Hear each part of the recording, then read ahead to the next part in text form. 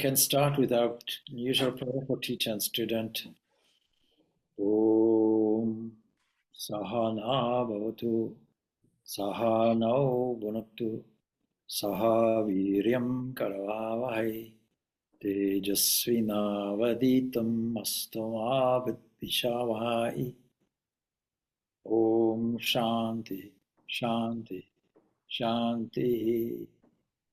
May that one protect us both. May that one nourish us both. May we work together with great energy. May our study be illumined. May we not unnecessarily disagree with each other. Peace, peace, peace be unto all. So service as a spiritual practice. I thought about this topic last week when we were celebrating the birth of Swami Ramakrishnananda. And for those who don't really know who that is, the great 19th century mystic Ramakrishna had a number of intimate monastic disciples, that is, disciples who he saw fit for monastic life and recognized straight away. And Shashi Maharaj, or Shashi means, refers to the moon actually, he was one of those. He was a very unusual person in two ways. Firstly, he was a great scholar, but by the same token, he had an immense heart, a wonderful balance of head and heart, and hand as well. What do we mean by hand? See, most of us in our daily life use our hands. And what that really means is work, whether it is manual work or whether it is computer work, whatever the work is, there are various motives that we use for doing it. Nobody can sit still for 5 minutes, that's very clear. So what will we do with it in terms of spiritual practice? Very often I come across increasingly people doing work and not enjoying it. And what that means is it brings the whole mood down. It has a psychological impact because all action is preceded by some kind of thought, whether we are aware of it or not. The actions that we are not aware of are instinctive actions. A fly lands on your head or a mosquito buzzes around your ear, and immediately you take an action to remove it. You have an itch somewhere, you scratch it. So these are actions that are not immediately thought of, and yet, at some stage in our history, we would have learned it. It would have been a deliberate impulse. It would be something that we had learned to do in a systematic way. And the whole of our biological species and the variations of biological species, including plants, ferns, slime, etc., all of them have some innate capacity to accept, react, and formulate something that enables us to live and survive. But if you're working just to survive, then at some point or other, you'll become immensely depressed. Some people feel overwhelmed by work in terms of quantity or in terms of repetitive actions. Before robots came into the manufacturing sector, no doubt, you may have had a mechanical conveyor belt and everything was done by hand. Even now, quality control in many factories is done by the eye and the hand. Repetitive work, routine work. How can we insert some psychological condition that will elevate our mind during these processes? And so we have introduced into our fourfold spiritual system that aspect, to cater for that aspect of the mind, which is a willing aspect, to do with action, to do with working in such a way that we cannot disturb the mind. It's called karma yoga. Normally we're involved in karma, just action. But there are many, many people who will work, of course. They will work for various motives. And these motives are many and varied. Swami Vivekananda, in his talks on karma yoga, begins his karma in its effect on character. Just that much, just launching into the whole subject, produced as a book called Karma Yoga. And he says, man works with various motives. There cannot be work without motive. Some people want to get fame, and they work for fame. Others want money, and they work for money. Others want to have power, and they work for powers. Others want to get to heaven. So now he's dealing with the physical. Now he's dealing with the religious. We're not saying spiritual, because as long as we have a motive, it is still within the realm of superficial religion. Others want to get to heaven, and they work for the same. Others want to leave a name when they die, as they do, and he cites in China, where no man gets a title until he's dead. This is a better way, after all, than with us. He says, when a man does something very good there, they give a title of nobility and so on and so forth. So he's pointing out that when we do an action, we're doing it for a motive.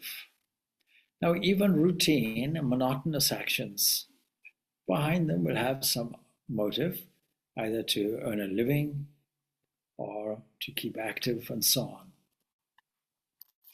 There are a number of museums, a number of art galleries that indicate that people are doing something for a very different motive.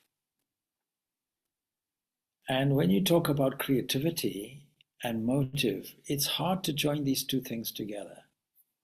Creativity, really, in its best way, best sense, will be an expression. I'm expressing something, some kind of emotion. For example, if you take modern art or postmodern art or various forms of abstract art, for example, to capture a mood on canvas. There was a great, great change in the last century and even the late 19th century, 19th century, I should say, where with the development of photography, it was pointless now painting pictures in the same way that the classical artists painted. So you had a revolutionary movement that decided we have to break the rules. One particular famous artist waged war against art, as it were. You have to break conventions because no matter what your skill is, a photograph can produce something much better. Why should we labor all the time to reproduce a portrait, for example, or a scene? There's great art and skill in doing that. It requires a sense of observation. It requires a sense of mood, feeling. Otherwise painting could be painting by numbers. You buy something and it has numbers, this color here, that color there. You simply paint it. This is a kind of mechanical way. There's no creativity involved in it. But the creativity comes through observation, and more than that, identifying with the scene, catching the mood, so that immediately when an observer watches the painting in an art gallery, they immediately catch something. Now, when you make it highly abstract and remove all the conventional structures away, there still has to be something that the observer can see, theoretically. Some people find it very hard to see some of the purpose in modern art, and yet there are experiences where you see something, don't immediately get it, you wait there for 30 minutes, 1 hour, and you catch what the artist is trying to convey. And it may well be abstract. It may well be capturing or attempting to capture something that is an inner mood, capturing the psyche on canvas. So this is all in the realm of creativity. And the wealth of art that is expressed through creativity is extremely well known from various styles of art. Let's say, for example, Cubism or other types of art. And you'll see it's trying to break the mold of the classical art. But the main point is it's an expression. When we do the Hatha Yoga classes, I make a point of saying to people that there's no such thing as competitive yoga. What you're doing is you're expressing the health you already have. When you take all activities as an expression, we are now close to what is meant by karma yoga, that is doing something without any motive. And here creativity and motive come together. Now, let us come back to Swami Ramakrishnananda. Why did I mention his name? Not only was he a great intellectual giant, well-read, studying Persian, Western classics, and so on. For this reason, Swami Vivekananda selected him, well, two intellectual giants like that, Swami Vedanta and Swami Ramakrishnananda. Swami Ramakrishnananda ends up in what was formerly Madras in South India. Firstly, because of his orthodoxy. Secondly, because of his immense scholarship. But thirdly, and more importantly, because he knew how to act in a spirit of service. And when you elevate this expression to the expression of service, you really, really, really now have karma yoga. So can service be a spiritual way without any other thing? And Swami Ramakrishnananda demonstrated it could be. So historically, it started by him doing service to his guru, to his teacher. One day he was studying Persian. Ramakrishna called him, and he was so immersed in his study. And Ramakrishna comes to him, "What are you doing?" And he explains, "Oh, sorry, I was studying Persian. I never heard your call."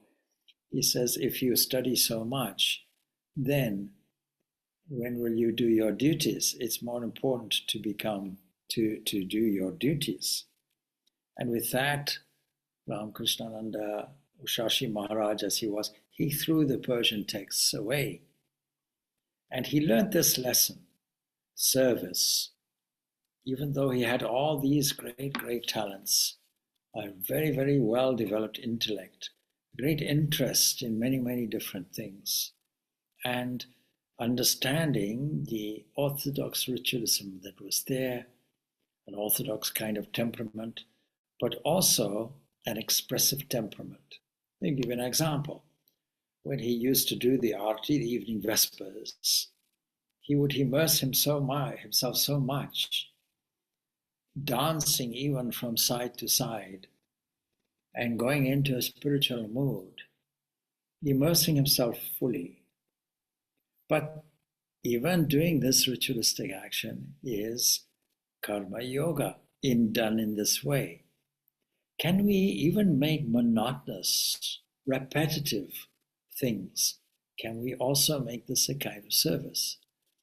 Now, every occupation really has at its base, at its core, some kind of service. If you work in a post office, you're serving the public in their communications. If you're working in the computer industry, you're doing a service there. And although corporations, their motive may be generating money, within it, there's no reason why all your activities cannot be an inquiry into what is the service I am providing. There are dedicated people where service is more obvious. For example, nurses in hospitals, doctors, teachers. These are very obvious avenues for service. But what about the person in an office job doing clerical activities? Is that person also not in the spirit of service? What we have to do, of course, is we have to take all our skills and talents and see where they fit, knowing that we are designed for a specific purpose, that contributes toward the social good. That's part of the divine arrangement, like a jigsaw puzzle where each piece fits. Yesterday I saw a young boy, he had just assembled a 1,000-piece jigsaw puzzle. That's no mean feat. How did you do it? I asked. Well, I got the corner pieces and the edge pieces and so on, made the frame. And thereafter, I thought I'll take one theme of the pattern, I'll see the colors in the pieces, put that together and so on. This cohesive coordination of things, as I mentioned previously, is called dharma. That is, holding things together, doing things in such a way that things are held together in a kind of harmony. And we look at the universe, the whole universe is trying to do it, trying to take off things which don't match, put things in that do match, and they run on a harmonious system called the laws of nature. If you ask anybody involved in science, why are these laws of nature there? They'll shrug their shoulders, we don't know, but we accept them. And don't inquire why, because they're there. We'll take them and we'll work with them. And they may even introduce extra parameters to make things work. That's something different. So there are laws that make sure things run in harmony. There are laws in the human body. You can't look in the mirror one day and think, my nose is very crooked.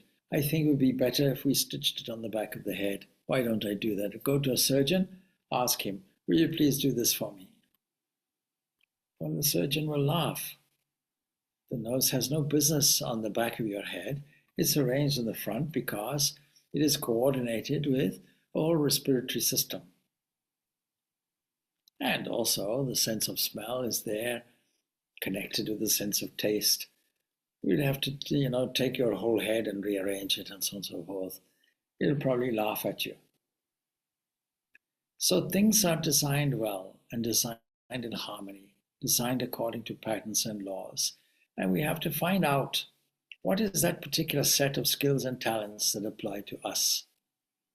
How is it that we were divinely arranged in such a way that we can contribute toward the overall good? In giving advice for young students who are puzzled, what is the career path I should choose?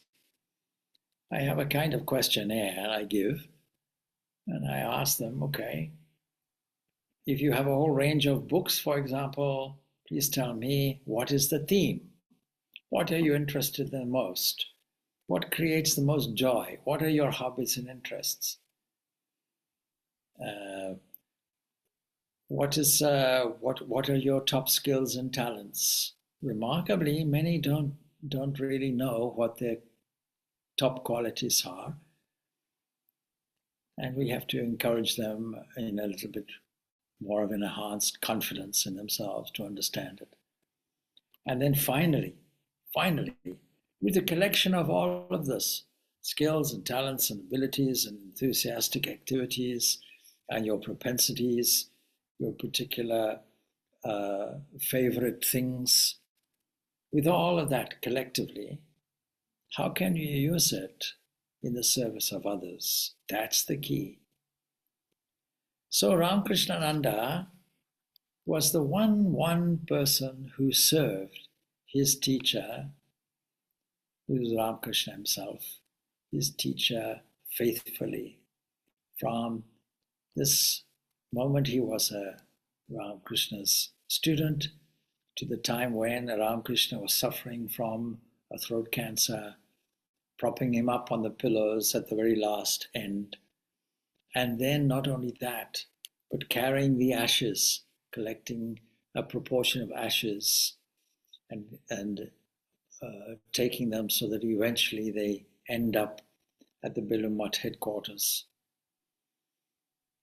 And then not only that, but when Baranagore monastery is established, and on the lower ground floor, full of snakes and difficult things, but the upper floor was usable, and tending to Ramakrishna in the form of a photograph, making a shrine.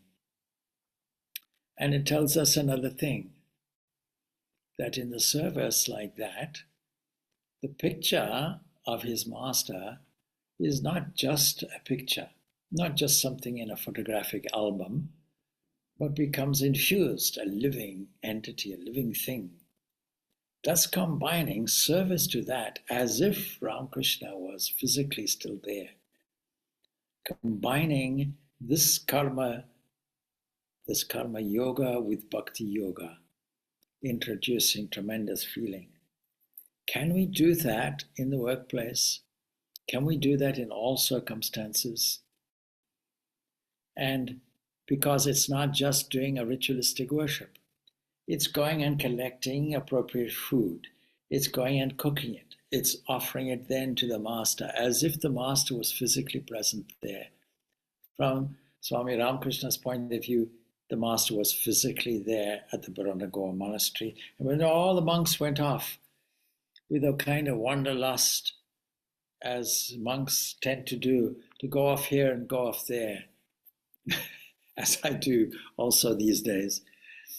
And then he remained. He was the only one who never went anywhere. He was the kind of mother heart of the monastery, staying there, serving the monks, serving Ramakrishna, doing all of this, not going anywhere, acquiring food, making sure that the other monks, the brother monks, were fed, albeit on meager diet due to their poverty. And then breaking the mold.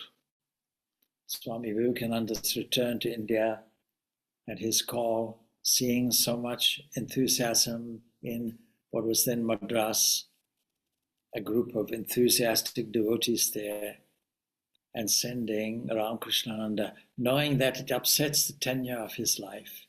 And Ramakrishnananda immediately accepts it and goes there and continues. And giving talks in the most difficult circumstances. Giving talks, sometimes nobody there, or maybe one or two people. Still, he goes there and meditates for the full hour that the talk should have taken place in. When asked, why do you attend a talk when nobody's there? He says, the Lord of the universe is here. In other words, no motive whatsoever. Nothing to do with converting people, nothing to do with teaching people, nothing to do with changing anybody, none of that. All it is doing action for action's sake. Work for work's sake is how Swami Vivekananda describes it. He says there are some who are really the salt of the earth in every country and who work for work's sake, who do not care for name or fame or even to go to heaven. They work just because good will come of it. There are others who do good to the poor and help mankind from still higher motives, because they believe in doing good and love good. And the motive for name and fame seldom brings immediate results as a rule. They come to us when we are old and have almost done with life. And if a man works without any selfish motive in view, does he not gain anything? Swami Vivekananda asks. Yes, he gains the highest. Unselfishness is more paying. Only people have not the patience to practice it. It is more paying from the point of view of health also. Love, truth, and unselfishness are not merely moral figures of speech, but they form our highest ideal, because in them lies such a manifestation of power. In the first place, a man who can work for 5 days or even 5 minutes without any selfish motive whatsoever, without thinking of future, of heaven, of punishment, or anything of the kind, has in him the capacity to become a powerful moral giant. Now you can see, even in every action, we have the capacity to separate ourselves from the activity, even for a moment, and to observe what is our state of mind as we are working. And in doing that, we can examine, is there any element of selfishness? Now, it's a very subtle thing. Are we doing any activity with anything in mind which says that I'm doing it with no sense of I, that is, a prophet actor complex, an identification with the physical I or with the emotional, psychological I, even if we can trace some thinking which says, this is a very tedious thing I'm doing. How many times we use this word I? Or are we doing it observing a flow of divine energy going through every hand, even every brain cell, and even coming as a flow of divine grace, which we call thought? Even that much. And are we ekagra, that is, one-pointed, therefore, in the activity that we are doing? And are we getting a sense of elevated joy from it without desiring it, but knowing that it comes, being aware that it comes? If so, then you are working unselfishly. But Swami Vivekananda is realistic. He says, it is hard to do it, but in the heart of our hearts, we know its value and the good it brings. It is the greatest manifestation of the power, this tremendous restraint. You see, even in the smallest activities we are doing, we have to be aware that even the smallest activities are for the good of another at some point, regardless of the context.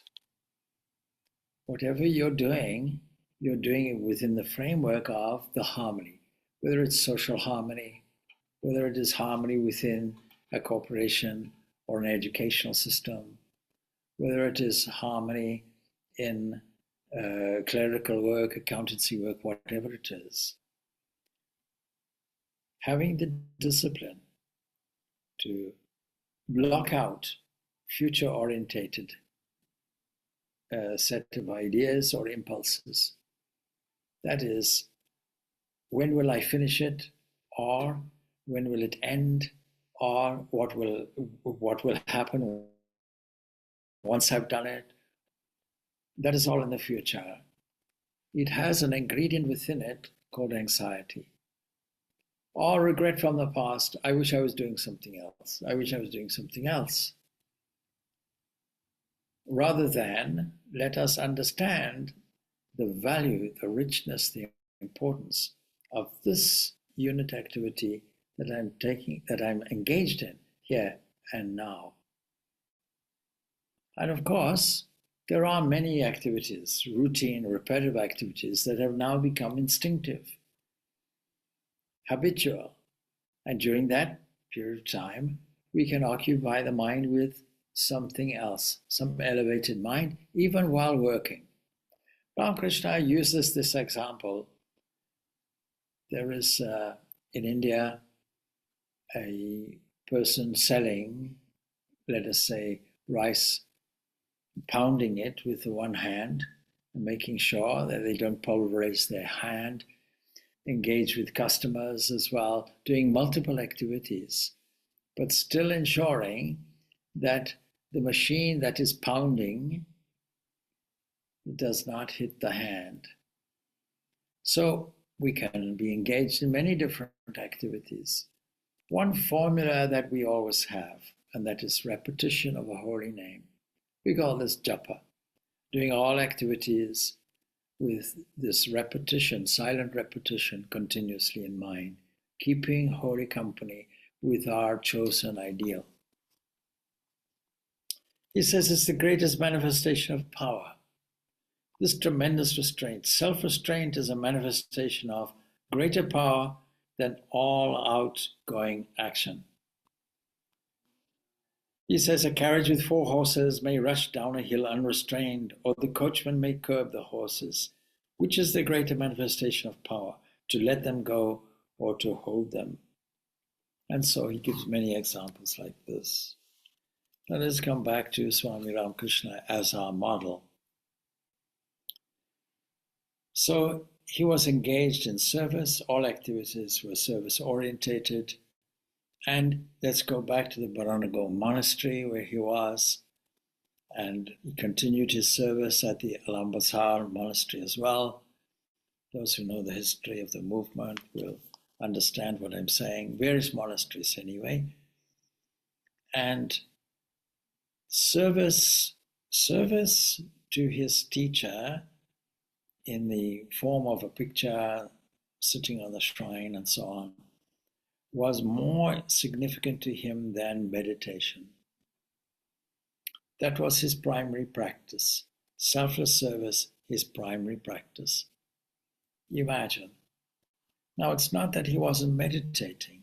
It was his activity was full of meditative intent, was full of meditative direction, was full of thoughtfulness, and full of compassion as well, combining these two things. So, selfless service is the key to what we call karma yoga because it calms the mind, it steadies the mind, and induces tremendous joy because it takes away the stress, the anxiety associated with future activity. When somebody comes home, for example, tired after a day's work, you can bet your bottom dollar or bottom euro, whatever currency you have, that he would have sat there at the work and done activities really preferring to do the things that he would have liked to do.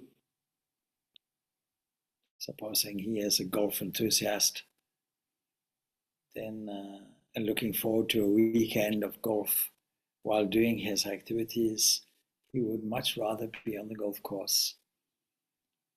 This creates a great deal of expenditure of energy. You spend more energy and anxiety because mental activity doesn't spend any energy. It's not your energy to spend. Your energy is inexhaustible. It comes from the entire universe. The prana, the energy that you're using, is universal. It is not owned by you or peculiar to you. So these are some thoughts. I also will highlight the approaching Enneagram course coming up. And because it's holiday season, there are maybe not so many people on the Enneagram course that is coming up on the 17th. So if you're interested in it or don't know anything about it and wish to inquire about it, and I think it is true to say that those people who have gone on the Enneagram course, Enneagram and Essence of Truth, will see it as some kind of milestone in their life. Not only does it give you a rationale for habitual behavior, but it also gives you a map and a compass to move forward. Our primary difficulty or obstacle is what we call egocentricity. And that comes not only from an inbuilt something, but it also comes from a development.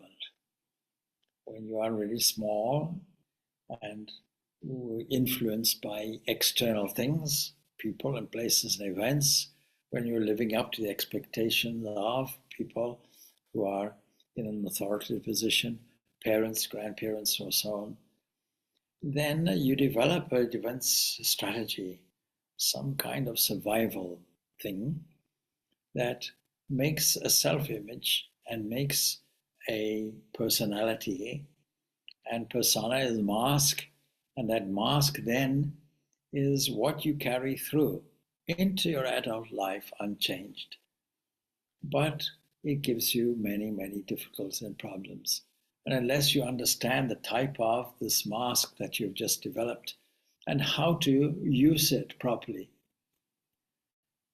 the Greeks used a series, a system of masks that portrayed emotions a stage lit probably by fire, by lamps or candles. And so to express the emotion which is supposed to be portrayed in the drama, masks are developed, portraying happiness or sadness or quizzical expressions or whatever it was. But the truth sits behind that. And if we don't understand that, we'll spend our whole life struggling in a difficult situation. What has that to do with our subject matter? It is because the basis of the motive that is associated with all actions is based on egocentricity, and is very subtle, because it's not necessarily a motive for name or fame or richness and so on and so forth. Behind it will be subtle motives. Will people like me? How will I please people? Will I be accepted by others? Will I be able to comprehensively be seen in a favorable light by others? That is particularly valuable to me because I have developed a certain self-image. And when somebody praises this self-image directly or indirectly, does it inflate my ego? And when it goes against it, does it deflate my ego and send me into an area, a pit of misery? So it's a very, very important thing to address.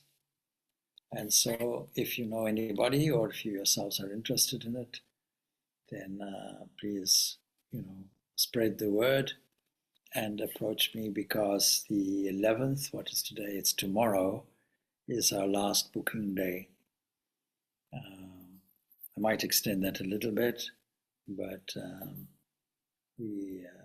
I think you'll find it quite valuable if you haven't been on the process. I think everybody here has been on the process, maybe bar one.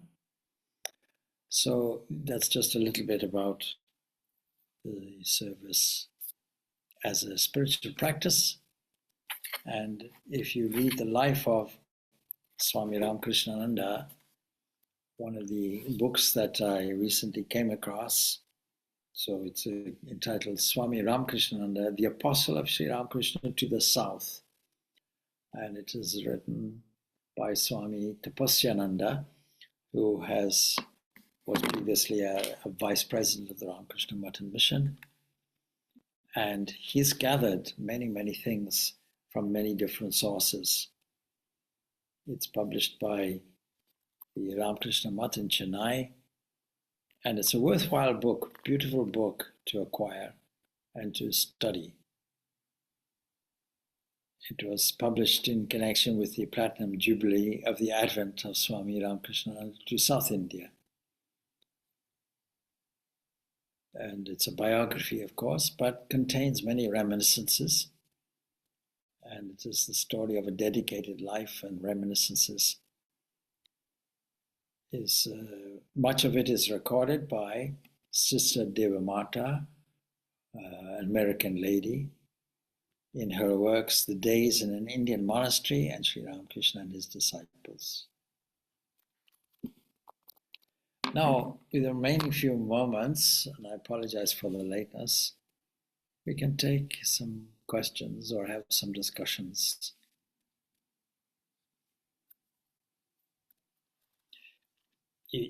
In particular, of course, with regards to what we have just discussed.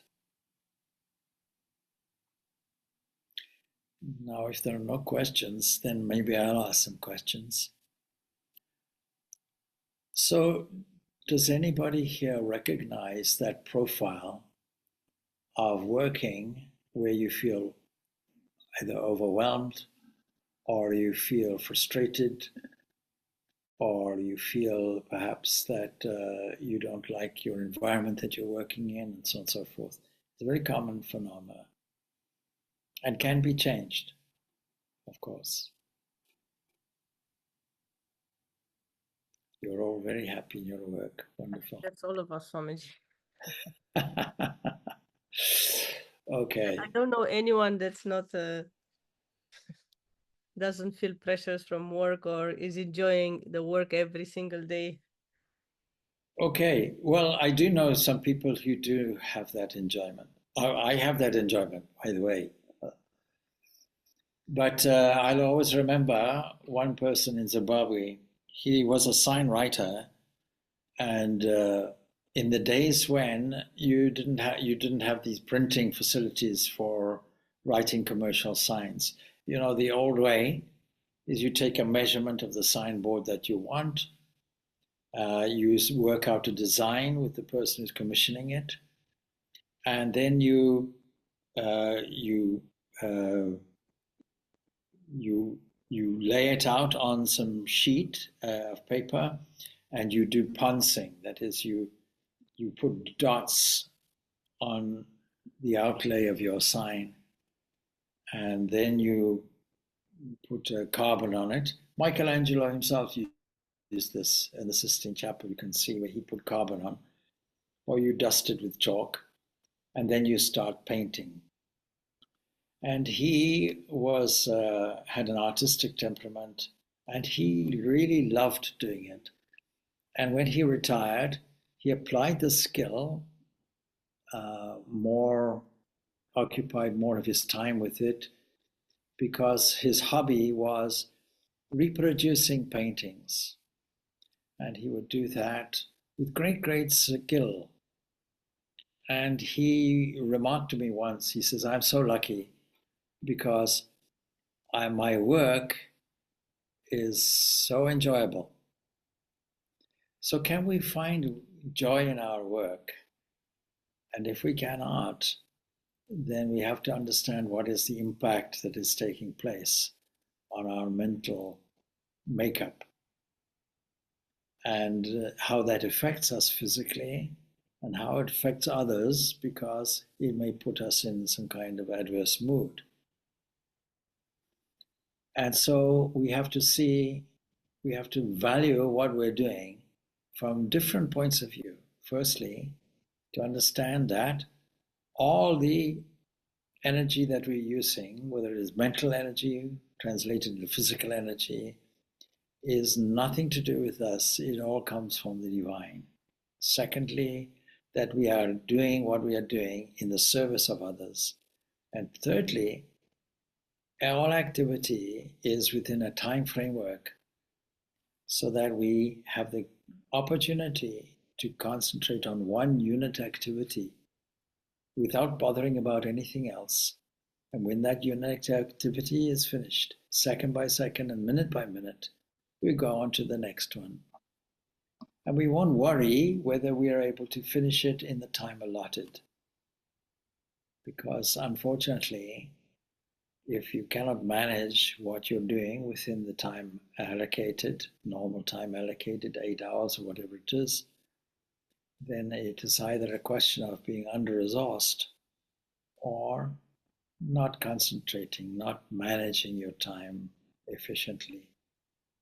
And time is not only money, that's the commercial way of saying it, but time is sacred. I come as time. I come as Kala, I come as time, Krishna says in the Bhagavad Gita more than once. So what we call time, what we call space, what we call energy, is all divine. Registering it like that gives us a delight. Now we have to cultivate it, of course, naturally. And we shouldn't be anxious about that, because everything that is cultivated is progressive, normally speaking. Enjoy the process. Swami, can I just mention one thing? Like I find in my area of work, there's continual cuts in salaries. And then like I'm now going through another change of organization. I have no control over that. It's basically, so I find sometimes my stress around mortgage, bills, food, maybe some other essentials, like every month I feel I go into that mentality of struggle that takes me away from that orientation and those feelings of why I'm actually, I'm in service to those that I work with. So now you see, even budgeting is an activity. And if we take all activities to be sacred, then we plan to budget and so on. And we have to manage those kinds of things as well, systematically.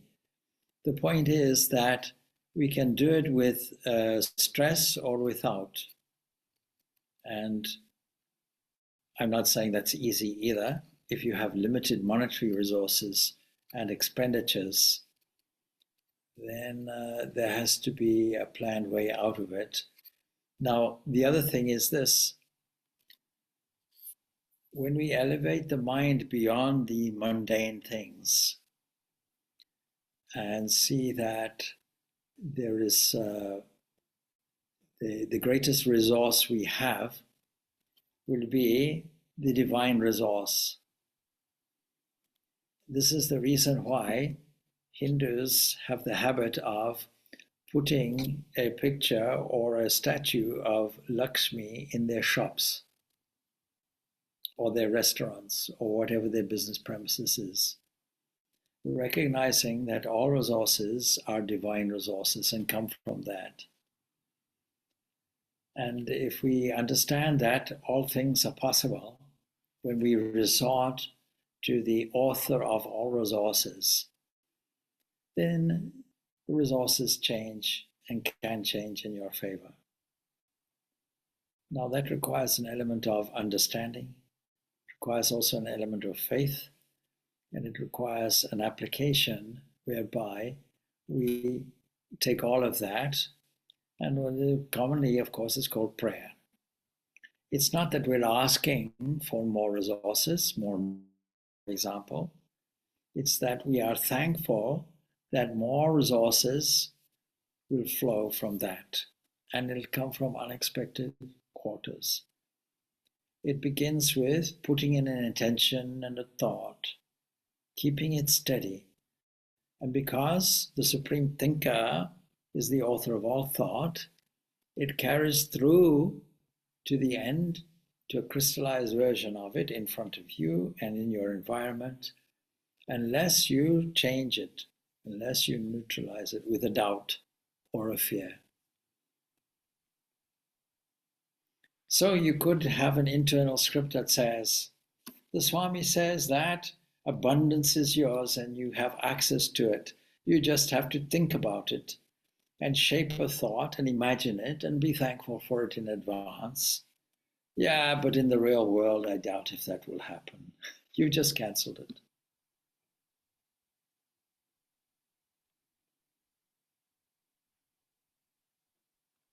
Thanks, Swami.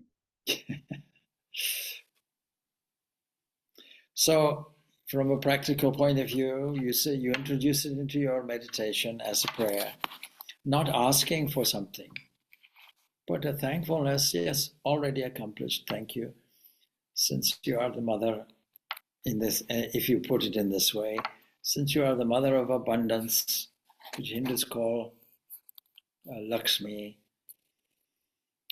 or others call, Father. Jesus called it Father.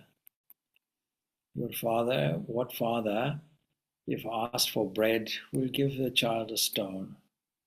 You can add to it, expand it, and break the child's teeth. A cruel father like that. No.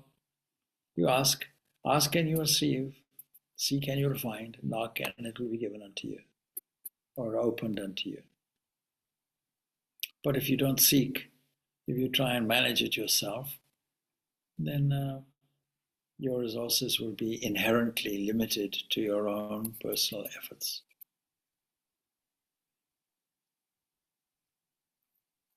You will continuously assert we have infinite possibilities within us. The universe is abundant. Abundance will arrive to you if you tune into it.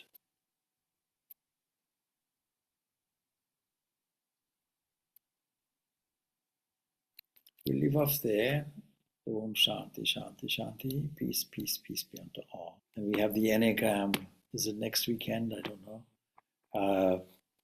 17th and 18th. And that goes through to end of August, last weekend of August, last day of August. August and first day of September. And in between, we have an important visit from the Vice President of the Ramakrishna Mountain Mission,